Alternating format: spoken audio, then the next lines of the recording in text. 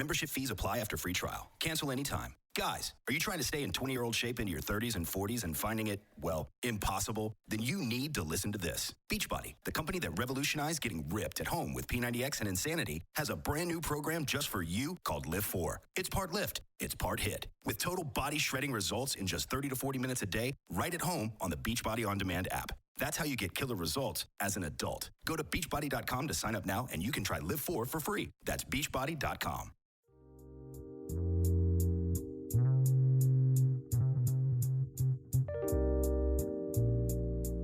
Hello, and welcome to the Proactive Caregiving Podcast. As a CPA with over 20 years as an industry accountant, Jessica stepped away from the corporate world to become a full-time caregiver for her mother. Having learned invaluable lessons along the way, she is now here to share those with you and to invite you to join her on this caregiver's journey. Here is your host, Jessica Cannon.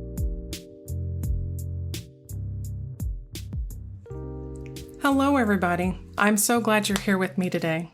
I am the Proactive Caregiver, and I specialize in educating others on how to be proactive by empowering you, the caregiver. If you cannot take care of yourself, then you cannot take care of your loved one. And along those lines, respite care. Respite care is a great opportunity when a caregiver is willing to seek it out, but oftentimes we end up talking ourselves out of why it's important or convincing ourselves we can get by without it. I think this happens for a number of reasons.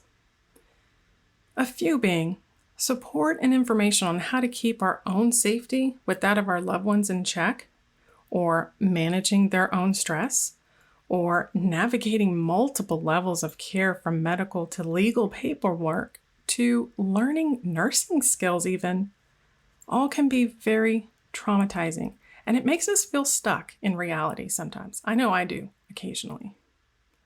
But with this, there is this rise in caregiver needs that is becoming more and more important, especially now with the challenges our caregivers face in this new normal around the world. Because, in the United States alone, the number of caregivers have risen by over 10% since 2015, with 43 million caregivers to 53 million in 2020, which was pre-COVID. And the scary thing about that is that caregivers are becoming younger and younger. They're being faced with this between the ages of 18 to 34. So my next guest knows all too well about the need to educate our caregivers, especially those in elder care communities. We often ask how to care for them before we even consider what we're caring for and why they need the care when it comes to dementia.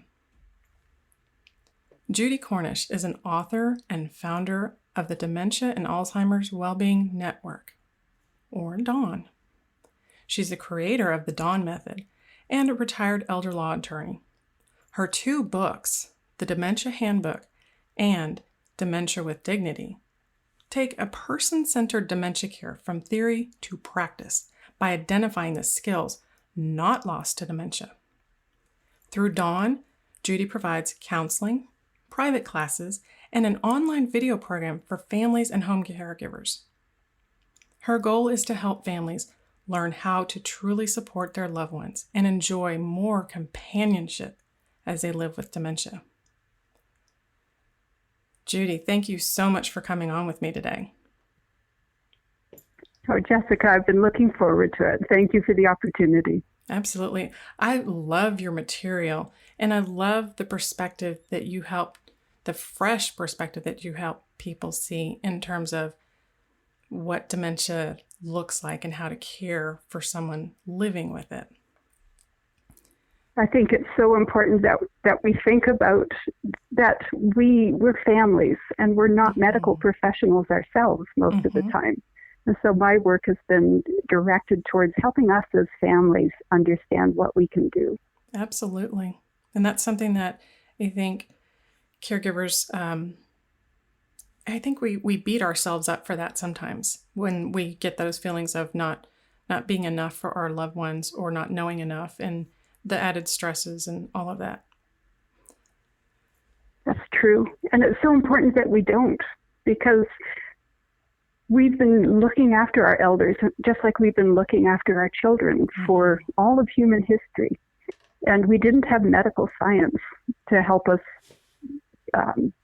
centuries ago. And yet we still managed to raise our children and to look after our elders. Right. So I think we need to be careful that we understand we are equipped.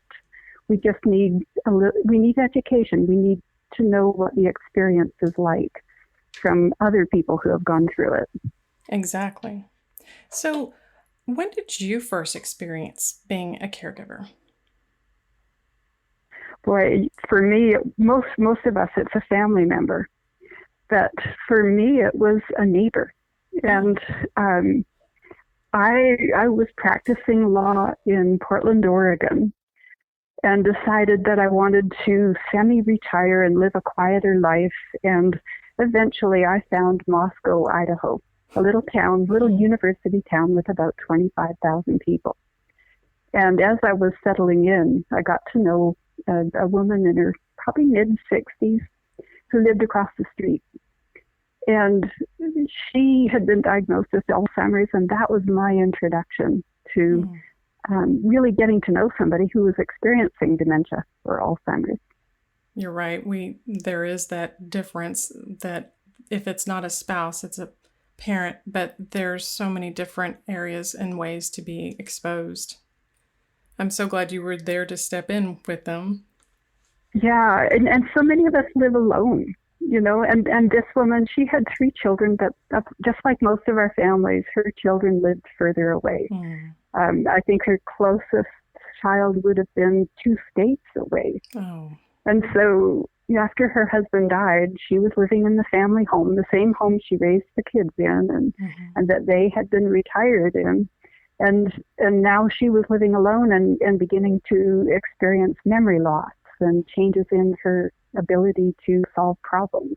Her rational thinking skills were changing and beginning to fade. And so that was my introduction. That, as a neighbor, I was just getting to know her. And then one day, one weekend, her daughter came to visit and realized how much her mother was needing help, that she really, and I remember the daughter coming across the street one evening and saying, boy, Mom's living alone over there, but she keeps losing the car. So we're just going to have to put her in a care facility. And, and I just could not let that happen. Here's this lovely person, and I knew she was forgetful, because she constantly repeated things to me, when I'd pop over to chat. She's gardening, and she had I know she had this incredible sticky note system, and she had a notebook, and she'd write down what she needed to do, and then she'd check it off each day. And there were sticky notes everywhere. But I couldn't just stand by and watch her have to leave her home, and just because she was forgetful. And so I volunteered to help, and I think it was about 2 weeks. Over the next 2 weeks, I kept getting these phone calls, and somebody would call and say, "Is this Judy Cornish? I hear you're looking after so-and-so's mom. And my dad, he's living there in Moscow, and he's living alone, and he's getting forgetful. Could you check in on him?" Wow. And so that's where it started. That's amazing. Within about 2 months, I was looking after half a dozen of my elders, my neighbors, and I was already hooked because, here in America, I think we've always kind of thought that people who are experiencing dementia or Alzheimer's are losing their minds. They're becoming crazy. Right. And that's just not true. No. And I could see that. So, once I began spending time with people, I couldn't put my finger on it, but I was sure that there must be a way to work with it. There must be a pattern in the skills that are kept and the skills that are lost. Right. There must be a way to know what that path will look like. And because as families, if we could just understand what's happening, and then we'd be able to see what to expect. And then we're able to provide really kind support. And then the person isn't going to be as upset or as feel as insecure and at risk. Mm-hmm. And then as soon as that happens, companionship is back, and there's less stress for the family. And that's incredibly important. Yeah, so it just we must, I look, especially now that we have COVID and our care facilities, it's become so much more complicated to provide care to a great number of people who are experiencing dementia or who are elderly and frail. Right. And so now even it's more important than ever that we as families are able to provide the kindest, most supportive care we can for as long as we can to put off that move into the care facility. Definitely. I think, and just as you said, to be able to provide that kind support and finding that happy medium of what that kind support looks like. And for me, I know for our family, it was a challenge. It is still a challenge. The fact that we get to live our lives and we're doing our own thing and going in different directions and checking in on mom occasionally and not being there to see the every day, all day, in the evenings, throughout the night, just to see the changes that are taking place and to know what type of support she needs and when she needs it. And coming from that place of compassion and kindness instead of frustration and lack of empathy, or many times myself, I was personally impatient with, because there were so many things in the beginning that I didn't understand that was wrapped around her rational thinking. And I did fall to that thought process of, at first, early years, it was, yes, she is doing some crazy things. And we tended to laugh at some of the crazy things. But as time passed by, it was like, this isn't just crazy. This is bizarre. This is not right. And then you have to stop and think, what's happening? That's right. And I think maybe it's like, because I've had such a varied background. I have worked so many different jobs. I'm not just a lawyer. I didn't go to law school until I was 40, I guess. And so when I started spending time with these, my neighbors, my new clients, and I was fascinated by dementia, by what was going on, because I was just sure there was a way to let them enjoy quality of life and keep on enjoying life rather than just keep failing and being upset and embarrassed and irritated. And so for me, when I really began spending time with them, the first thing I knew, and this was from my undergraduate program, my undergraduate studies, I was really interested in language and how we acquire a second language. And so actually I'd wanted to be a language professor, but I ended up having to go to law school instead. So one of the basic principles of how we as human beings learn languages is that your errors will be determined by the first language you learn.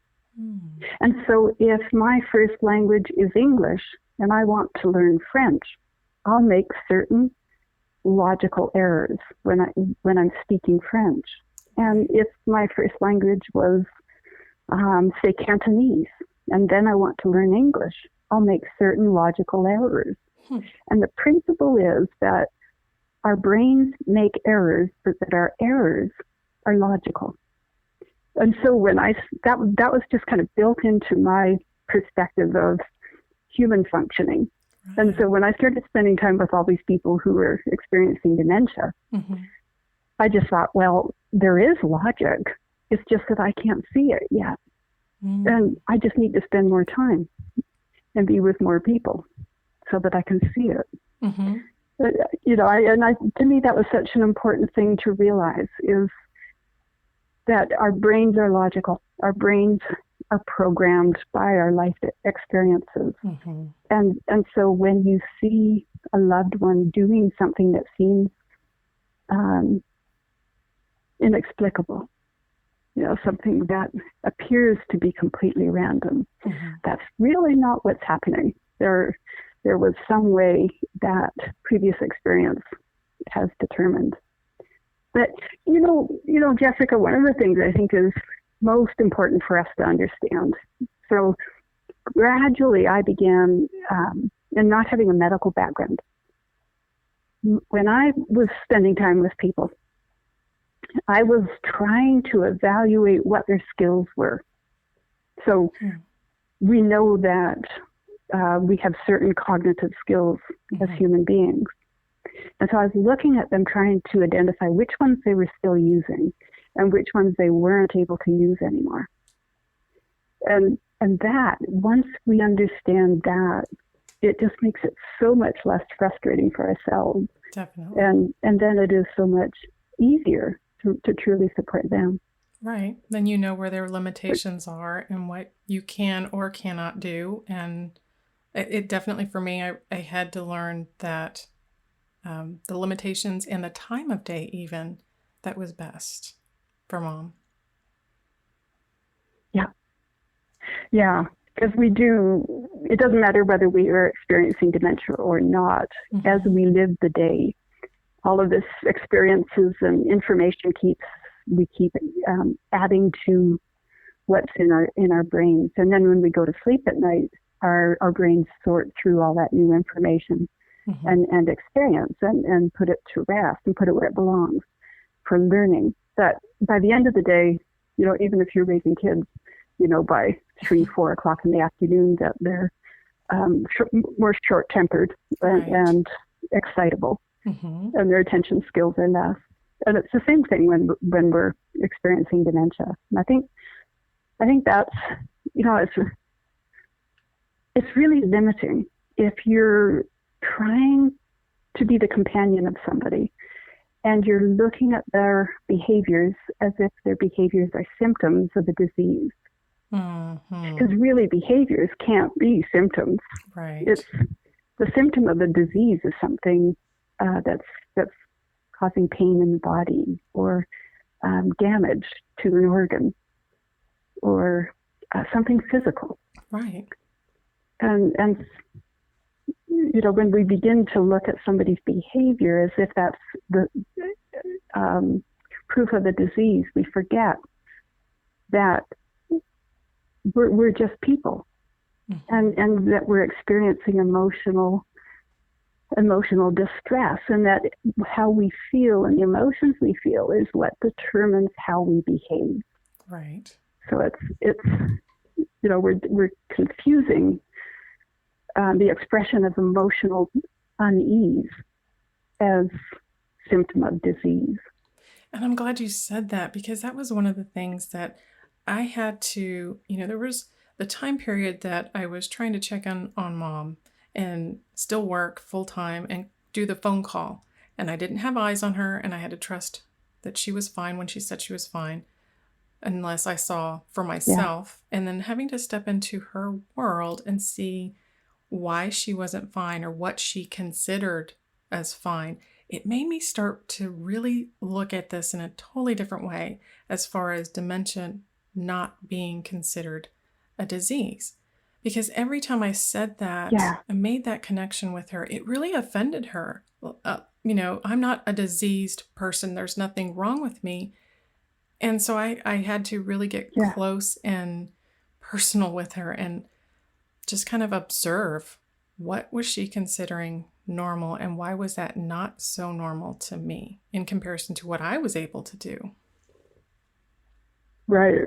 Boy, one of the, because I'm in my 60s now, and one thing I'm noticing more and more, I think the first time I noticed that I was beginning to lose my physical and cognitive skills, that they were changing, would have been in my late 40s, and I began having trouble reading close up.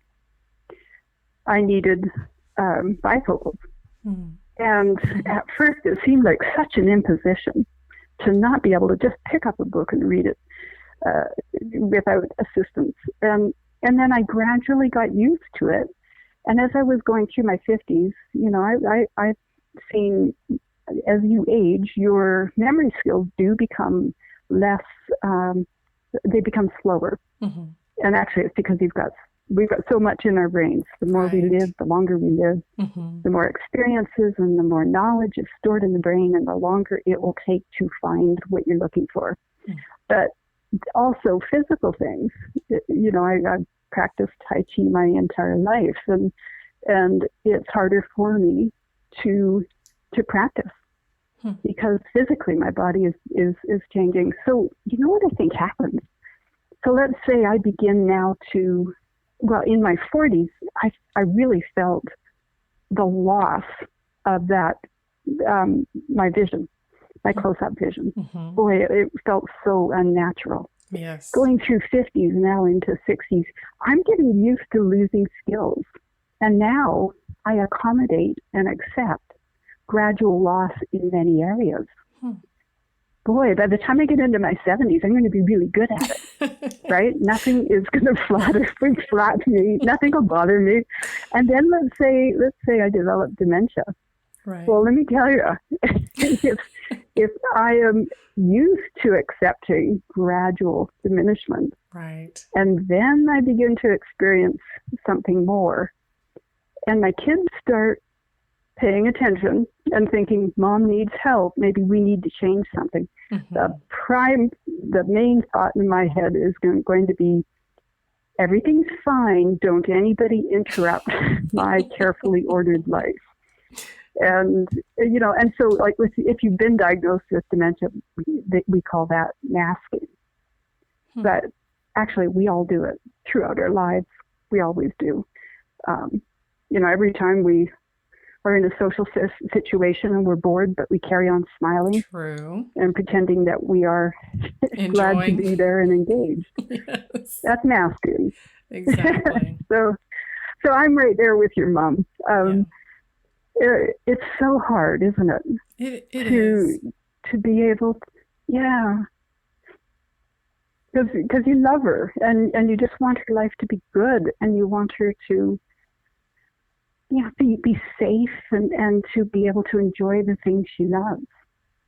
Yes. And that's the thing and that's something that I really struggled with, because trying to help her have that quality of life, none of us know when our last day or our last breath will be. And so as time went by with her, my focus came more and more on her having a quality of life. But that was really hard, because then it got to the point where I felt like I was trying to force her to have a quality of life that she didn't care to have or no longer wanted. Okay, so two things. Let's back up just a sec, because I should comment. I should say that when people are experiencing dementia, they may or may not also be unable to perceive that their skills are actually changing. Right. So it's called anosognosia. So some of us are going to have a parent or a loved one who is entirely able to understand that they're losing skills. And your experience with the person who knows they're losing skills is going to be that it's going to be like the elephant in the room a lot of the time, that they will be terrified deep down, and they are grieving, and they very well might appear to be depressed, but they're grieving because they know what's going to happen. They know what they're losing, and they know what will happen to their families. They know the cost. But then others of us, we have a loved one who is completely unable to perceive that they're losing skills. Like sometimes people are able to say, I know, I'm getting a little forgetful. But they're completely unable to admit or perceive that they cannot make decisions anymore because their rational thinking skills are fading away. Yes. So they can't understand that they're putting themselves at risk. And so these people, instead of being fearful and grieving, they're angry, they're irritated, they become paranoid, they're protective of their personal space. They might lock the kids out of the house. It's so different if you can't understand that your skills are changing. And that just happens when the dementia affects the part of the brain that allows self-knowledge. So really, I think your listeners were divided into these two main categories. Those who are dealing with awareness and grief and fear, and then those who deal with anger and refusal and paranoia. Yes, I think I can relate to the second part, the anger and denial and the frustrations. And that's where I couldn't. Yeah. I had to allow her, and I think it was just as difficult for her with me trying to help her have a quality of life as it was for me to watch what her idea of quality of life was and sit back and just observe and allow it within certain healthy boundaries, of course. It's difficult. And yet the more you try to put in a healthy boundary, the harder she'll push back. Yes, of course. You know what we do at Dawn? I call it caregiving by stealth.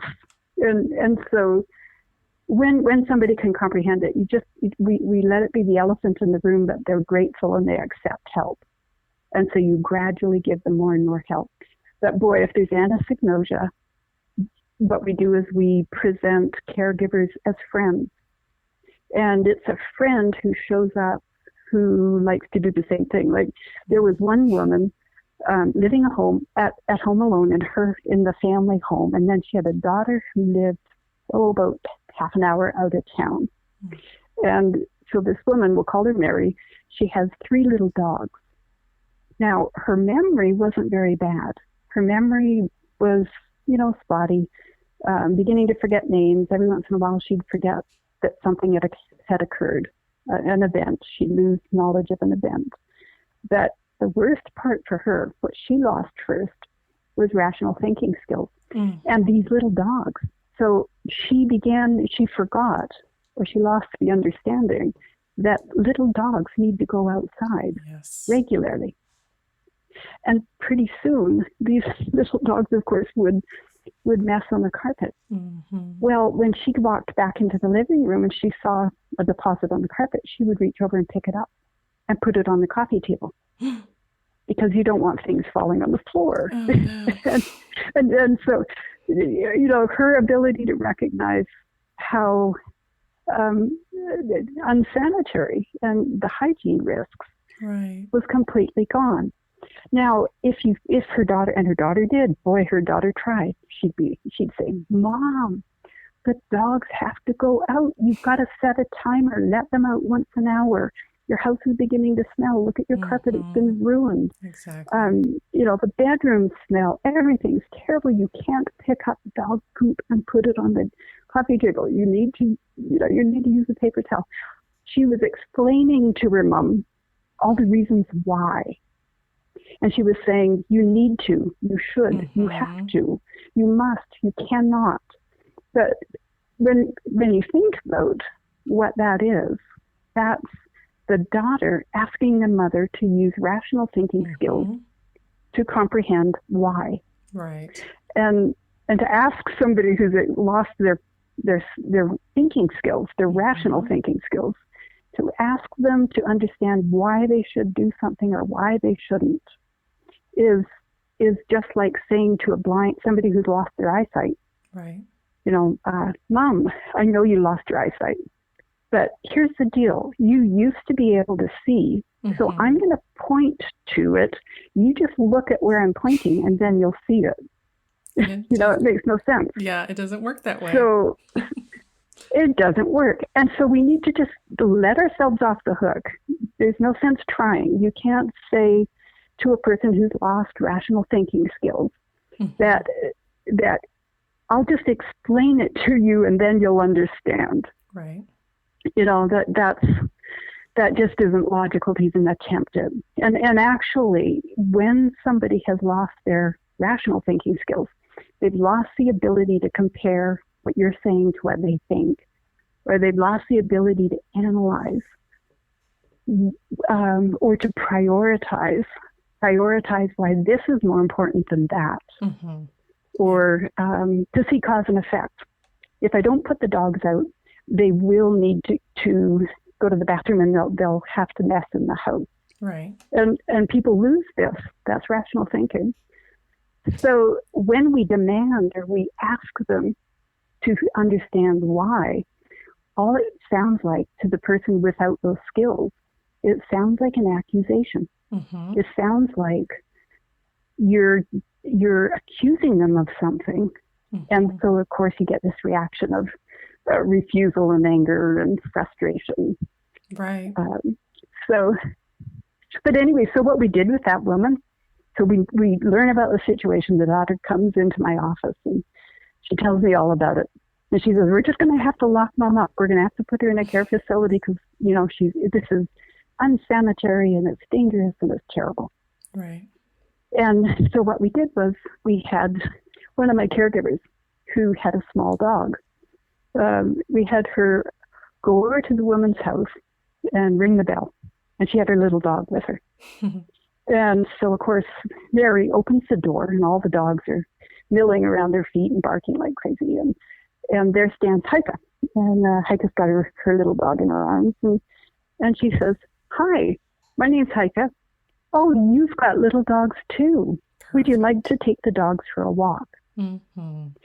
Now, anybody who had rational thinking skills mm-hmm. would realize this is a stranger at my door. This isn't normal or appropriate. Right. And they would have been affronted and said, I think you've got the wrong house, lady, mm-hmm. and shut the door. And yet, for Mary, because she lacked those skills, she sees a nice-looking woman her age on the front step with a dog. Her dogs are right there at her feet. And she says, yeah, sure, let's go. And that was how Heike became Mary's friend. And that was how we got a caregiver into the house of a person who believed there was nothing wrong with their ability to make decisions or to look after themselves or take care of their pets. And, so when your loved one can't comprehend what's happening to them, it's really important that you tailor the way you're trying to provide help. Yes. And to help them stay safe and enjoy what they like in life. Yes. And I experienced that very similar scenario with Mom. And by me telling her early on, I became the daughter, the naggy daughter that was always telling her what to do. Because it was, to me, it made sense. And if she really is still capable, then she would understand what I'm saying and she could do this. And then when it was obvious that she wasn't capable, then I would always revert to the thought before, oh, she's just being lazy. And it really wasn't the case. And so then it became the family dynamics was I'm the naggy daughter, but my sister would be the fun kind of playmate type of person that can come in, and it didn't bother her. It didn't make any sense to her as far as the dog not being let out. And it's the things that once you start noticing, because it's ironic that you have that as an example, because we had this similar thing. And with Mom being the type that was the angry one, she would yell at the dog as if it was the dog's fault. But not realizing the hours had passed that you've put food and water down in the morning, and here it is late afternoon, and he hasn't been outside since the morning. But she would yell and scream at the dog and curse at him, and it was like it didn't make sense. Yeah, and I had people who, as soon as they put the dog outside, that's it. They don't know there's a dog anymore. Right. And the poor neighbors, 8 hours later, are calling the police because that poor thing is out there shivering on the back step. Right. But, it took me getting someone else in Mom's house to help. I had to find that because I was the naggy daughter that was controlling her. In her mind, I was controlling her, telling her what to do. But it took getting another caregiver in the neighborhood that was very close in age. And at first, mom opposed to her being in her house because this was a stranger to her. But when I brought her in with me and said, I met her and I thought this was so great. She's also divorced and she also has a little pet, or she likes these things. And I deliberately, and of course, some of them were the therapeutic lies and some were not, but presented her a person that was close in age, that had similar background and similar interests. Then she just, within a couple of weeks, she latched on to this woman, and this woman became her best friend. And she started inviting her to our family dinners, holiday dinners. And it was just, it was a blessing. Now your comment about your daughter, your sister, the two of you, and gradually one of you is the daughter who brings fun and the other is the daughter who nags. Mm-hmm.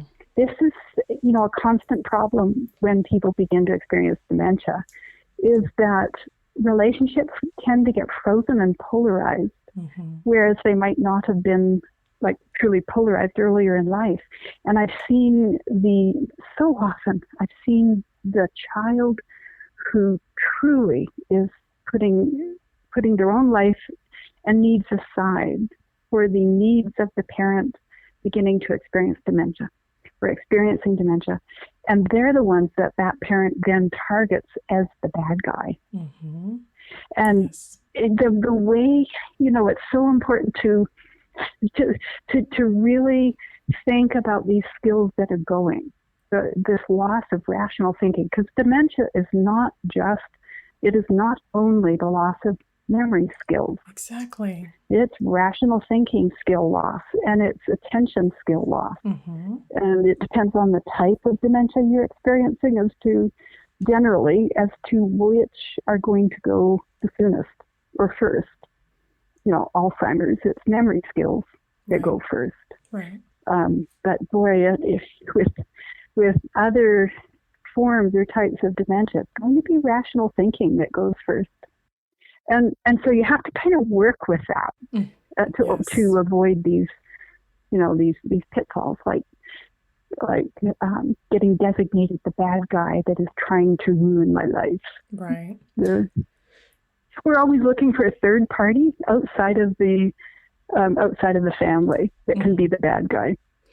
Well, and that's what I learned eventually, is that that third party outside of the family is not treated as the bad guy, even when they say the same things that I say. Maybe it's a different tone because it's a different person and it's a different look of their appearance or whatever, but they're doing the same things that I was doing. It was frustrating, but a blessing.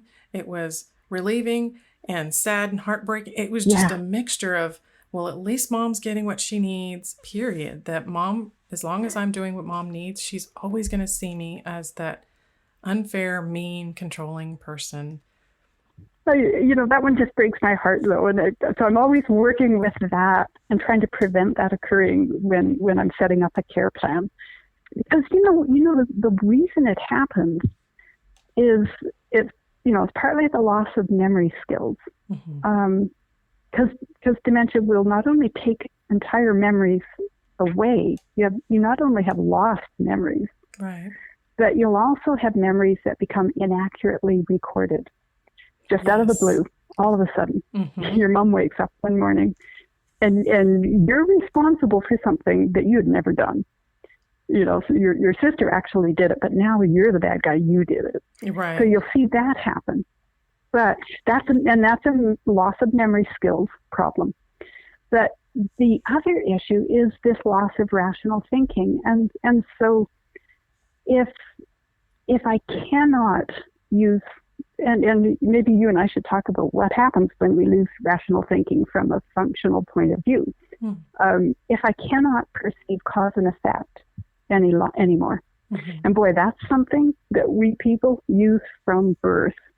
So most of us have never even thought about what the world looks like if you can't perceive cause and effect. Right. That if you cannot perceive or follow a sequence, even a sequence of two, that changes all of your interactions with other people. Mm-hmm. And if you can't prioritize ideas or actions, that means you can't understand why you should stop doing this so that you can do that.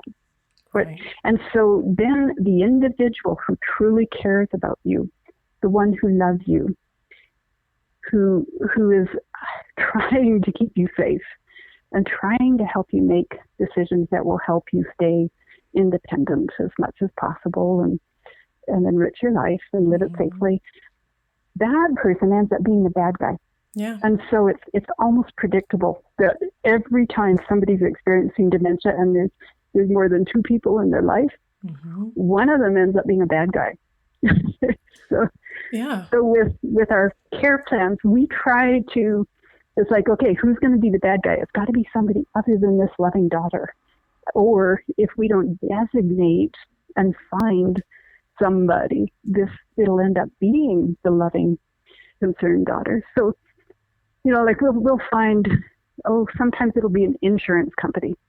Like one of our clients, she wouldn't shower at home. So one of her caregivers, one of her friends said, Mary, I would just love to go to the hot tub and sit in the hot tub and soak, but I really don't want to go alone. Would you come with me? Nice.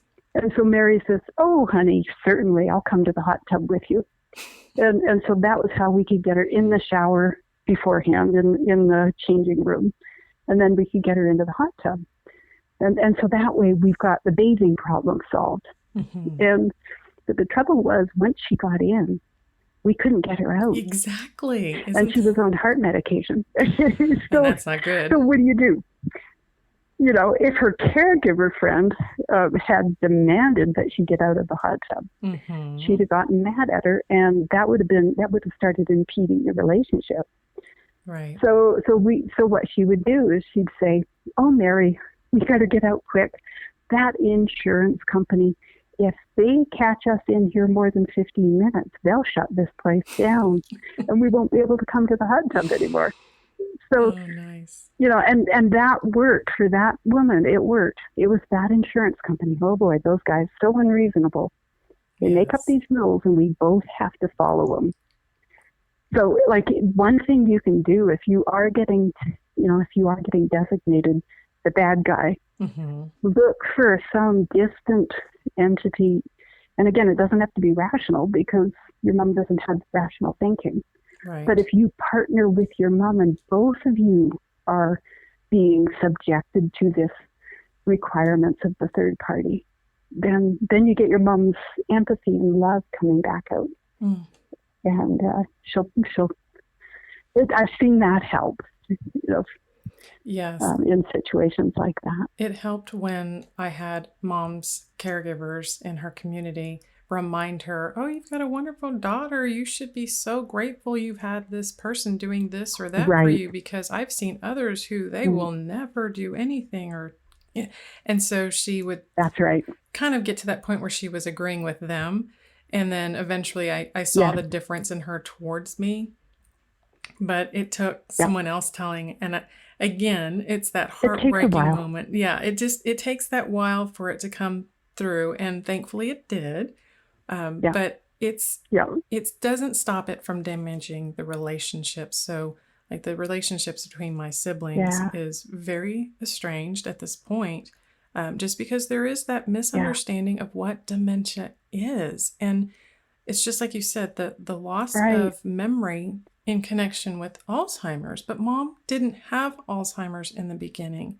So that rationale was the first thing that went. And so every time I tried to bring up, mom is not doing these things, or she is doing these things, and that's connecting the dots to frontal temporal dementia, not Alzheimer's. And so that was one of the things I was finding and very frustrating, is that there's so many people in the world that don't understand what dementia is, but they know of dementia and they know of Alzheimer's, and they automatically connect Alzheimer's and memory. And so therefore, if their loved one isn't having problems with memory, then they're thinking they're fine. They're just doing these bizarre funny or crazy or odd things, Right. but and it's just, there's such a disconnect. And so yet again, I fall into this, you don't know what you're talking about. And I have had so many Right. times where I've been frustrated trying to convince others. I know what I'm talking about. I have lived this with her. I have watched. Right. Yes. And that's where you kind of find that fine line of what are the behaviors versus the mood and mood management areas. Right. That your experience is so common. So many people, because it's so odd. Here in the United States, like I immigrated here 40 years ago, and I can't remember when I first heard about Alzheimer's or the Alzheimer's Association.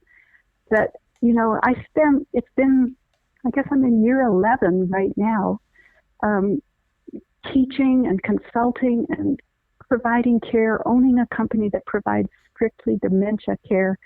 I started the Doan Method and the Dementia and Alzheimer's Wellbeing Network. I formed it, I guess, formally as a business in 2014. I've talked to so many people, so many families. I've worked with so many people who are experiencing dementia. Mm-hmm. But I can't say that it's been 60 to 80% of the people who I've worked with are experiencing Alzheimer's version of dementia. Yeah. It's about 20%. Mm-hmm. And I don't know, I'm not going to question I guess I am. I'm questioning the statistics that so much attention was given to has been placed historically on Alzheimer's that Alzheimer's is easy because somebody who loses their memory skills it's much easier to help them begin to feel safe in the present and begin to accept care than it is to be dealing with any other type of dementia where people are losing rational thinking skills first. Or, now, like people so dementia took me 5 years, but spending more of my time with people experiencing dementia than people who weren't. My law practice disappeared. I was on hold from the day that woman, my neighbor's daughter, told me they were going to put her in a care facility. Wow. I spent all of my time with people who were experiencing dementia, different kinds of people. She was an artist and a housewife and an after-school teacher. I've had CEOs and world-famous PhDs in their field, and professors and ranchers and people who are engineers and accountants and everything you can think of. And finally, over the first couple of years, it was probably 2 years, before I could really see that there is a pattern. It's not a medical pattern. Right. It's not disease plus symptoms equals treatment equals cure. You could do that with a disease. You can do that with Alzheimer's disease. Exactly. But dementia is the result of any number of diseases, any number of bad reactions to, say, anesthetic or chemo. It can be because you had a traumatic brain injury earlier in life. It could be because you've been experiencing cardiovascular disease for some period of time. Absolutely. We don't even know why children are beginning to have dementia. It has to be lifestyle. It has to be nutritional. Exactly. We're not going to cure dementia. No. But the pattern is whoever you are and whatever form of dementia you're experiencing, you're eventually going to see changes you're going to lose your memory skills, and you're going to lose the ability to access information from the past. That is, in essence, as a concept, that's your remembering self. You're losing that. You will eventually live in the present. And the present is about 3 seconds. Right. But our psychological perception of now is about 3 seconds. And when somebody completely loses their memory skills, you'll see them. You can count. Hey, Judy, where are we going? Oh, I thought we'd go for a drive. How's that sound? Oh, that sounds great. Count 1,000, 2,000, 3,000. Hey, Judy, what are we doing right now? Yes. Oh, I thought we'd go for a drive. Yeah. That's memory loss. But everybody retains entirely the ability to exist in the present. And that would be psychologically your experiential self. Okay. That would be losing memory skills. But then everybody at some point eventually will lose rational thinking skills. Mm-hmm. And nobody loses intuitive thinking skills. So I know in America we don't think about the intuitive thinking skills. We call it intuition. Mm-hmm. We think it's vaguely connected with emotions. But it's actually our primary set of thinking skills. And your rational thinking skills are just tools. They're tools that help you deal with change and technology. They're tools that help you organize, see the relationship between information, facts. And so people lose that. We don't lose the ability to experience and receive stimuli, information. We lose the ability to interpret it. Yes. Or remember what it meant before. Right. And then the third thing that happens is people lose attention skills. And I think this one is the most ignored in dementia. That we lose the ability, we have 5 different types of attention. Mm-hmm. And with dementia, you're going to lose the ability to direct your attention, to redirect your attention, and to maintain your attention. You don't lose the ability to be focused. And, there are things that, boy, you sure wish they could forget about that. And you wish they could not be focused on something. Right. That attention skill remains. So to me, once I began to understand this pattern, we lose one set of thinking skills, but only the secondary, not the primary. We lose one of ourselves, but not our experiential self, not the part of us that lives in the present, only the part of us that's able to go into the past. Right. And we lose our ability to direct and maintain our attention. That there's still some skills that we can use and that help our functioning. And that's the mindlessness, the tools, automatic thinking scripts and muscle memory. But that's another whole topic. So, to me, that if I could just help caregivers and families understand what this means, what we lose and what we keep, then you can avoid so many pitfalls and really heartbreaking outcomes. And then you have less stress yourself because your expectations change. Yes, my expectations absolutely had to change. I had to stop trying to convince her that she was either doing something wrong or that she had to come meet me halfway or meet me in my world. I had to change my expectations and understand what her limitations truly were and to meet her in her space. Yeah, because a little while ago you mentioned therapeutic lying, and I know I hear that in the United States. I'll hear people talking about white lies or little fibs or therapeutic lying, but I think we're a little bit confused about what it means to tell the truth and what it means to tell a lie, and what integrity really entails. And so when I teach the Dawn method, I deal with this, and actually what it is it's a technique that is taught to medical professionals called reality orientation. Yes. And but here in the U.S. we have a real problem with it because we do deeply believe in telling the truth. We do, and it's because we love integrity and we love honesty, and that's a good thing. But we need to think about what that actually means.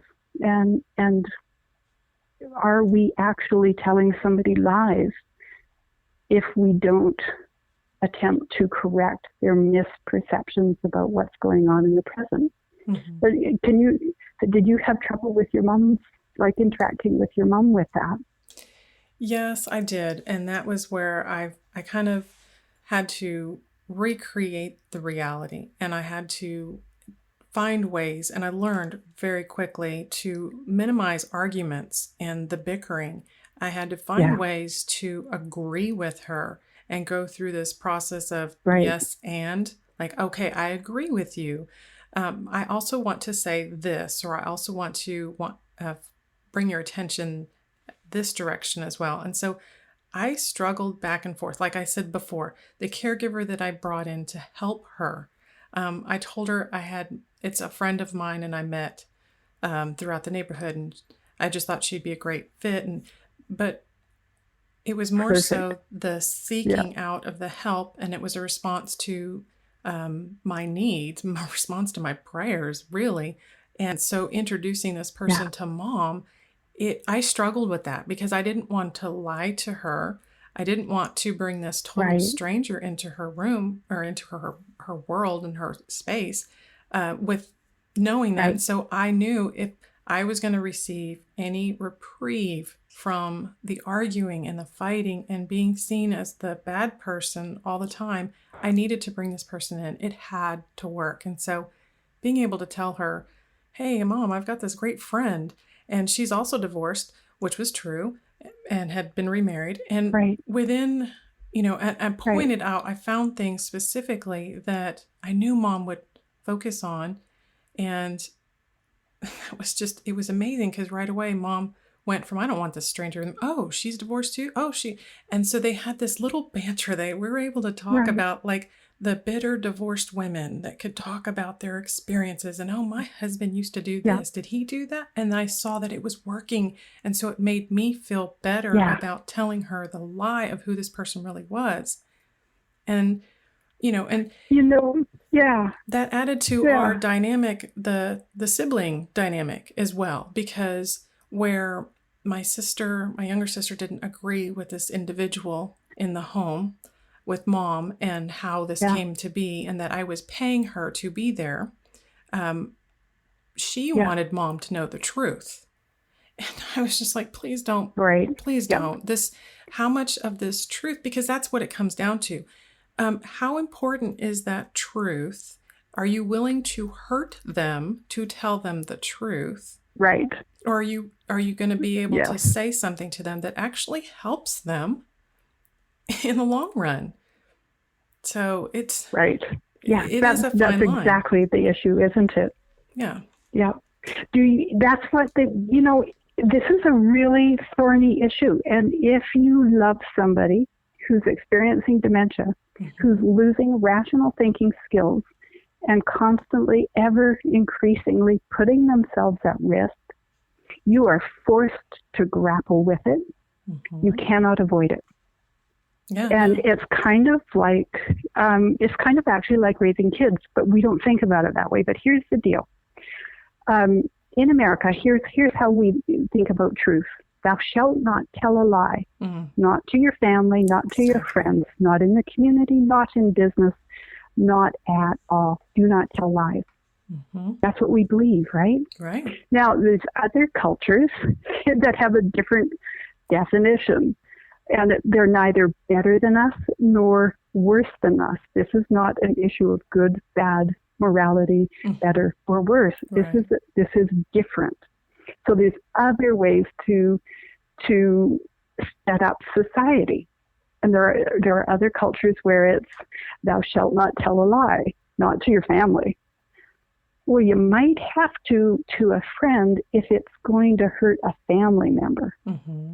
And in the community, same thing. You try to tell the truth, but my goodness, if it's going to hurt your family, you can't. Right. And then in business, my goodness, how could you tell the truth in business? You wouldn't be able to stay in business. You'll go broke. Exactly.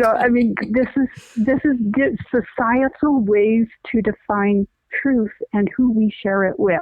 Okay, so keeping that in mind, let's go back to us Americans. We say, thou shalt not tell a lie, period. Right. All right. And then your 2-year-old daughter comes to you and says, Mommy, where do babies come from? Exactly. And what's the first thing we do? Right. What do? You don't say, well, honey, come sit on my lap. I'll get my computer. There's lots of videos and I'll show it all to you. Exactly. That's not what we do. Now, why don't we tell her the truth? We don't tell her the truth because she's not cognitively or emotionally ready for it. And so we take that into account, and we are kind. It would be unkind to tell her the whole truth. So we are kind by taking into consideration her cognitive abilities and her emotional maturity. Mm-hmm. Exactly. Okay, so now, now she's 6 years old. You're going to give her a little more information. She's 12 years old. She gets the fuller story. Mm-hmm. So it's not a matter of telling her lies. Well, actually, we do, don't we? Because we tell our kids there's Santa Claus and Easter bunnies. Exactly. And, so, but our motivation and what shapes how we deal with the amount of truth we share is kindness, and it's based on the person's abilities. Now, fast forward to your mom.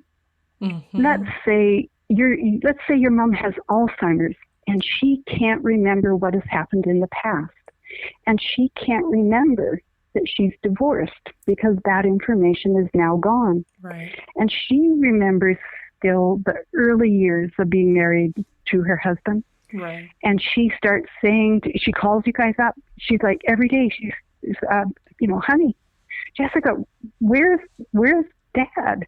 Where's George? Where is he? He's not here. I don't understand. I tried to call his work and that they say he doesn't work there anymore. What are you going to do? If she doesn't have the ability to use memory, if you constantly remind a person who's lost the ability to access information from the past, you're being cruel because you're expecting them to hear you. And if they believe you, you will be constantly asking them to go through grief all over again. We don't want them to go through that over and over and over again because they may not remember. We're being kind. Exactly. They may not remember that person is gone, whether they've passed or divorced, but they'll remember that feeling of loss more than they'll remember that person's gone. And so they stay in that. And every time you tell them the truth, they go through it again. Right. It's so cruel. Exactly. So and then here's the other situation. Here's the situation where it's not Alzheimer's, it's FTD, or it's Parkinson's, or it's cardiovascular induced dementia, or, something like that, where the person is actually losing rational thinking skills more quickly or first, ahead of losing memory skills. Right. And they say something, and it's just plain, it's false. It is not true. They think something's happening or has happened, and they say, I don't know, let's say your mom says to you, Jessica, you were here yesterday and you stole my favorite brooch. Mm. And you say, Mom, no, I didn't. You probably lost it. You're losing memory skills and you're getting forgetful, and I wouldn't do that. I wouldn't do that, Mom. And she says, but you did. I know you did. Mm-hmm. Okay, so there's a situation where it's primarily rational thinking that is the skill that's missing. And so you can explain it to her. You can explain A and B and C. Therefore, I couldn't have. I didn't. I wouldn't.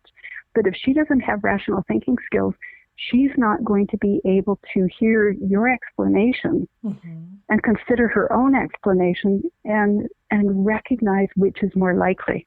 Exactly. And so instead of getting heartbreak and grief, you get anger and broken relationship. Unfortunately, yeah. But both, yeah. But, so this isn't really an issue of truth. And I really resist this idea of it being a lie.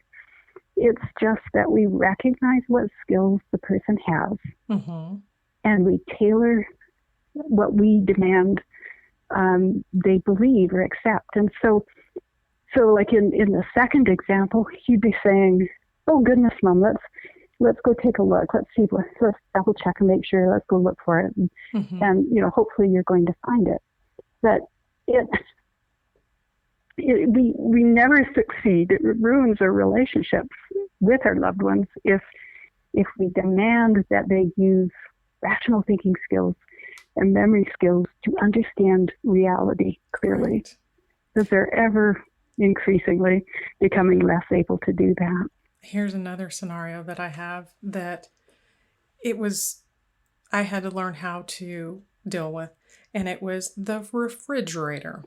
So Mom became this rational, over the years, her rationale becoming less and less, she became more of a hoarder. And so she would order food, whether it was delivered pizza or Chinese food or anything, or if we cooked for her and there were meals that were left in the refrigerator, that loss of time passage, she would keep all this food in the refrigerator.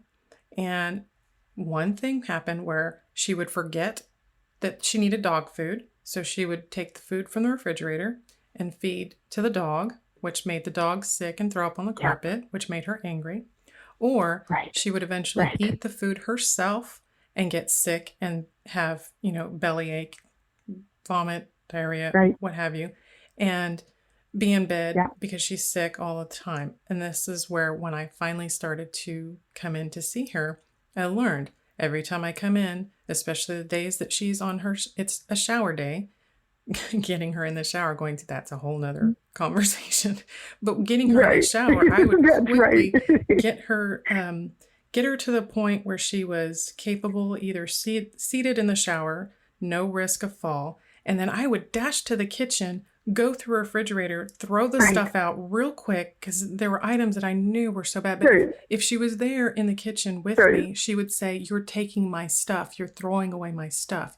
You're from the throwaway generation. You don't save anything." And I would go through and explain to her time and time again why the rancid food was not good for her. And it just only frustrated me more.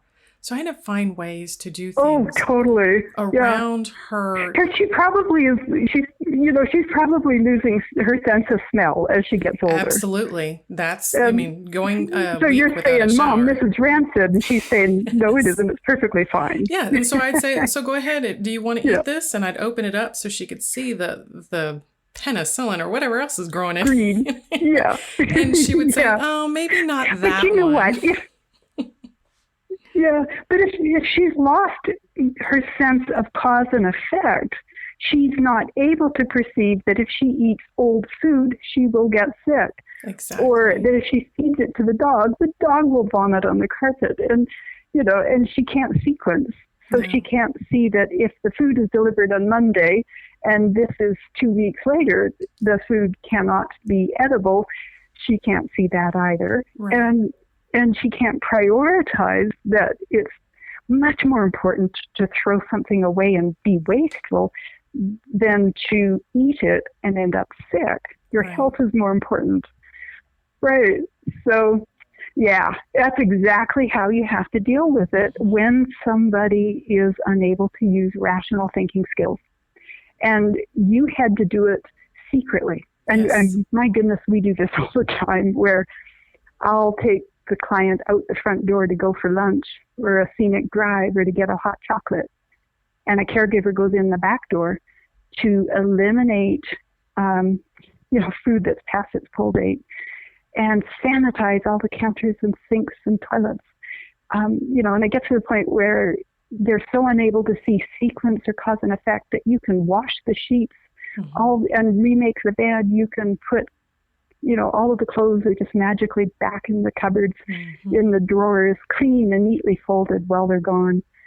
And that way it's not that, I suppose you could say, I'm being dishonest and doing this behind her back. But on the other hand, we should be kind. We should be kind and do this behind her back because she's not able right. to join us in recognizing the danger. Exactly. So you're acting out of love. And I don't see that as any lack of integrity or truthfulness at all. It's just kindness. And that's what I was trying to express to the Yeah. family. And some of it they understood, some of it they didn't. And there was this mix of opinions. And so we just agree to disagree. And we'll just Right. the divide, the great divide just kept getting wider and wider. And it was fortunate, but I know other families, because I've talked to other caregivers and support groups that they experience the same. So it finally made me feel like, okay, it's not just mom. It's not just me. She's not just doing this to be difficult with me. I am doing something right. I'm not doing something wrong. I'm not hurting her. I'm helping her. Having to do my own personal self-talk to get through it. Yep. It's so hard, isn't it? Because our society, we so deeply believe in just this strict "thou shalt not lie" period, and yet we don't do it. Exactly. That's not what we do. That's what we say we do. Right. And it's so hard because our society. Think about going through the school system in the United States. Mm. It's all about correctness, and it's based on memory skills. Right. If you want to get A+ all the way to your PhD, you just need to have good memory skills. Right. And we prize that. Look at who we pay the big bucks. Mm-hmm. We pay lawyers and surgeons and the CEOs of companies. Right. We also pay people to play organized sports, but that's a different topic. But, we prize memory skills and we prize rational thinking to a degree. It would be more accurate to say that we denigrate intuitive thinking skills. Mm-hmm. But our society loves correctness. I know. We love that. And if you love somebody, if you want an interpersonal relationship, it's kind of like deciding whether you want to win the battle or win the war. Mm-hmm. Do you want to have a relationship or do you want to be correct? Right. And once our ability to use these skills, memory skills and rational thinking skills, begins to fade away, our companions need to let correctness go if they want to be able to maintain a loving relationship. I think it's a societal thing where we're hampered by what we value. And that's also why some of this valuing your loved ones to the point of wanting to do what's best for them. I love that you refer to this in your TED Talk as getting that diagnosis sooner than later, because we can help our loved ones so much more if we get their diagnosis sooner than later, because then the learning process for everyone involved begins finally. Right. Yeah. Because, I know people will get really frustrated and they'll say, I keep telling my dad, I keep telling my mom that they have dementia. They must have dementia. We have to go to the doctor. And then you get to the doctor and you get 14 minutes maybe total at the appointment. And the doctor, they might do a mini mental test. And boy, if you ever taught elementary school, you're going to ace that thing even when you're in the middle stages of dementia because you're so good at those particular skills. But we need, as families, we need to look for dementia and try to get that diagnosis early. The person who's experiencing dementia, they may be experiencing anosognosia as well. And so you'll never be able to get them to be able to comprehend these changes that are occurring in their own brain. But for us as families, start the journey. Be aware and look for and try to get diagnosis early. Then you've got more time to learn about dementia, to learn about what to expect on the path. And when you give yourself time, it's much easier to begin to respond and be prepared for these sudden changes in the person's behavior, ability to care for themselves. They can happen very suddenly. Mm-hmm. Somebody who's plateaued for a year can suddenly go downhill overnight.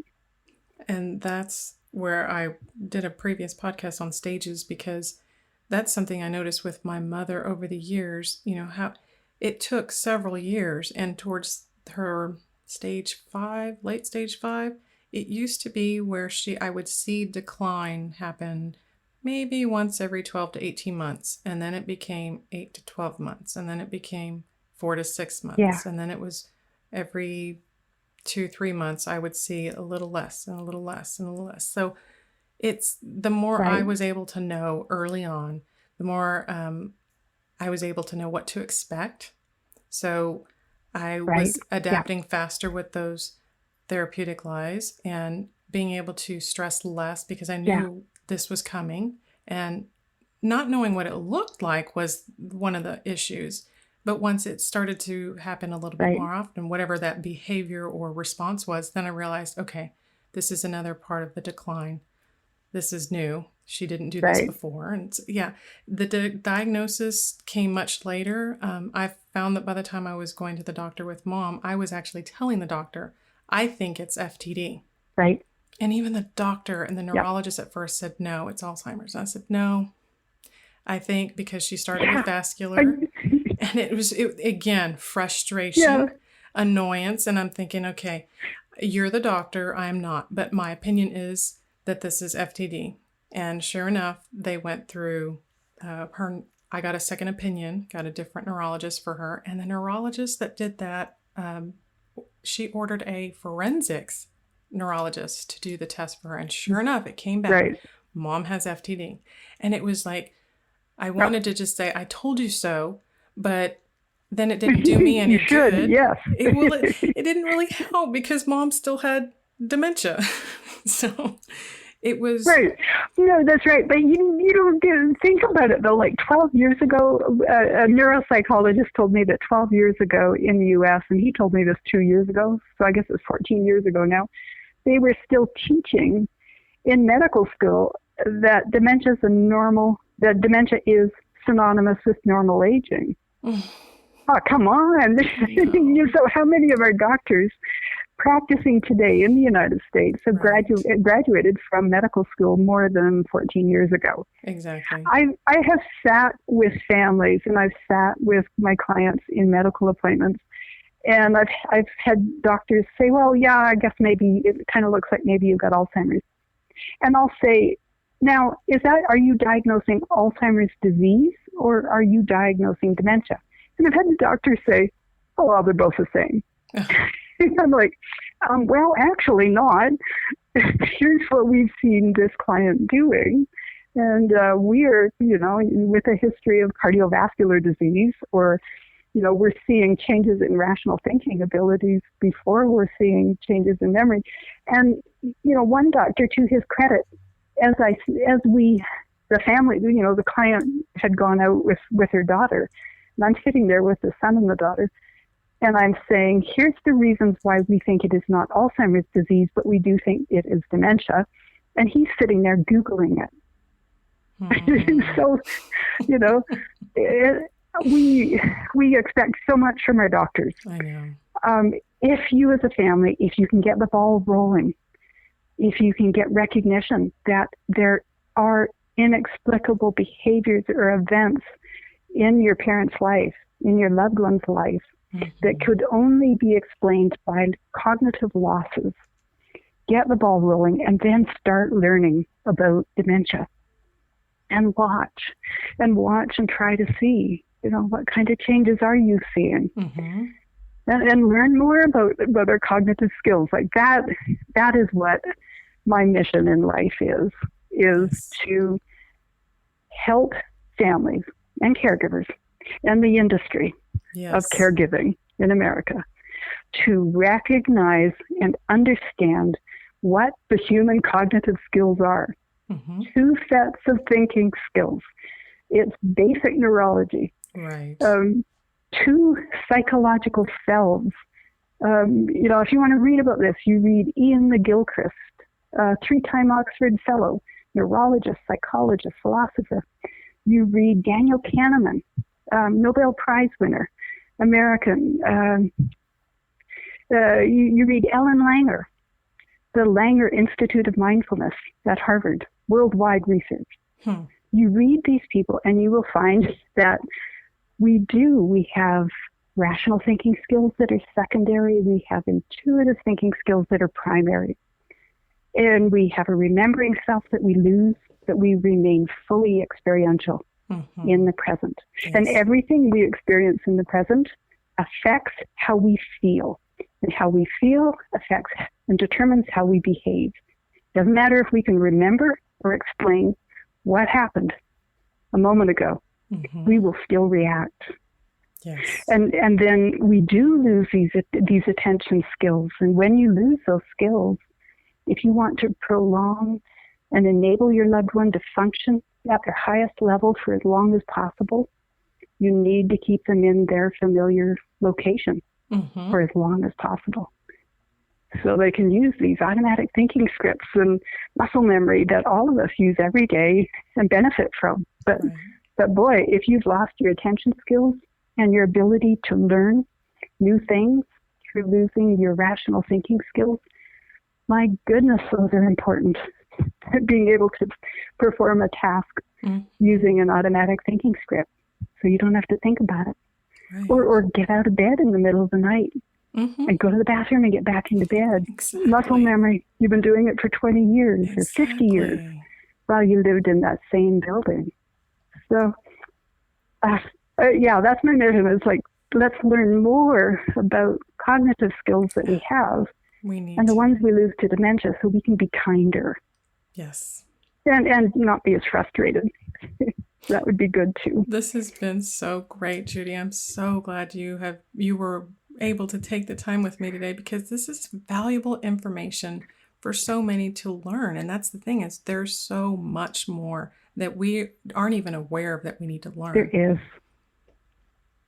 That's right. Yeah. So tell me. Well, there's so much good there. I mean, there's so much to think about, because I've seen, when I was able to wrap a care team and provide care and teach the family and just wrap my client with the Dawn method, with this recognition of what they can and cannot do and support, emotional support for the way they are emotionally being impacted by this change in these skills they've been using their whole lives, ever since birth. And when I got to do it, people get to live the last chapter of life in peace on their own schedule. Yeah. And boy, people just blossom. I mean, sometimes to lose your memories, life hurts us in so many ways. And by the time we become elders, we've got all these wounds and scars and things we barely even think about. We wish we could forget. But if you get dementia, it all goes away. Right. And all of a sudden, this beautiful personality, the one you were born with, the one that has no scars and no wounds, that comes out. And I've seen relationships healed between family members, between spouses. And just when you watch somebody prepare to die, this is what people do. And even with dementia, and sometimes I think dementia helps us through our final chapter. Yes. When we're given the time, people, I've watched them so often, just over the weeks and over the months, they're sorting through life on some deep level. And then when they do pass, it's peaceful. What a gift. Right. What a way to love our family, to be able to do that with them, or to help them be able to do it on their own. True. So, Judy, I appreciate you taking the time with us, sharing this information with us. And I know that the listeners are going to learn so much from you. So how do they go about finding you and the Dawn Method? Well, the Dawn Method, the website is thedawnmethod.com. And that's the way to contact me. John and I did eventually try to retire again, but both of us live our lives around trying to help families who are trying to love a loved one and keep a loved one safe when dementia is in the picture. So on the website, the Dawn Method, there's the Dawn Home Care subscription for families, and that's available. You just sign on, and it's yours for a year, and you can access the information and the little videos and go through them as many times as you wish. Share them with other family members at the same time. Designed for families. And then I teach private classes to families. Sometimes I do teach in communities as well, but less now with COVID, less travel. But I'm always happy to work and teach a family privately because dementia is so personal. Yes. Everybody's experience is personal and different. And then I also consult. And so all of that's on the website. Just send me an email at judy@thedawnmethod, or you can sign up on the website as well. But excellent. I'm glad to help. So, well, I love that it was obviously a calling in your life, and I'm glad that you answered the call. Thank you. Yeah, thank you for the opportunity to share with your listeners. Definitely. We will also be including links to your books of Dementia with Dignity and the Dementia Handbook as well. This information is so valuable if you're questioning what dementia is, does my loved one possibly have it, or if any of this information that we spoke about resonates with you, then please check out her website at thedawnmethod.com. And I hope this gave you more food for thought, ladies and gentlemen. And until next time, be proactive. Take care, everybody. Thank you for joining us today. We really hope you've enjoyed this episode. To learn more about proactive caregiving and to hear other episodes of this podcast, please visit www.jessicalazelcannon.com. This podcast is produced by Cannon Light Media, LLC, www.cannonlightmedia.com. Music provided by Chris Paradise.